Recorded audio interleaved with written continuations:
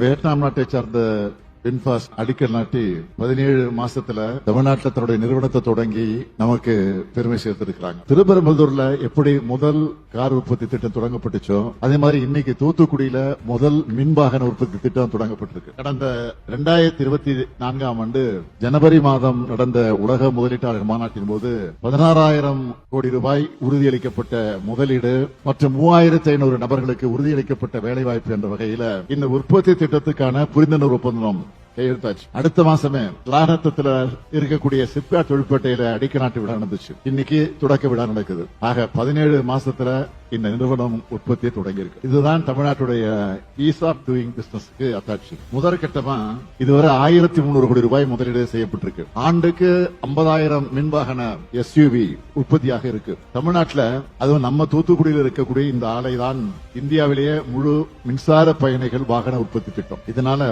இந்த வட்டாரத்தை சார்ந்த இளைஞர்கள் மற்றும் பெண்களுக்கு ஏராளமான வேலைவாய்ப்புகள் உருவாக்கப்பட்டிருக்கு. சென்னை, காஞ்சிபுரம், கோவை, ஓசூர் ஆகியவற்றை தொடர்ந்து வளர்ந்து வர மோட்டார் வாகன தொழிற்கூடமா தூத்துக்குடி உருவெடுத்து வருது. இப்படித்தான் ஒவ்வொரு மண்டலமா பார்த்து பார்த்து வளர்த்தெடுக்கிறோம். உங்களுடைய வெண்குழுமம் வாகனத்துறையில மட்டுமில்லாம கல்வி, மருத்துவம், தகவல் தொழில்நுட்பம், நுகர்வோர் பொருட்கள் உள்ளிட்ட பல துறைகள்ல கோலோச்சக்கூடிய குழுமம் வின்பாஸ்ட் உற்பத்தி திட்டம் தூத்துக்குடியில் நிறுவப்பட உறுதுணையாக இருந்த திராவிட மாடல் அரசு உங்களுடைய எல்லா முதலீடு திட்டங்களுக்கும் தேவையான உதவிகளை செஞ்சு தர தயாராக இருக்கிறோம்.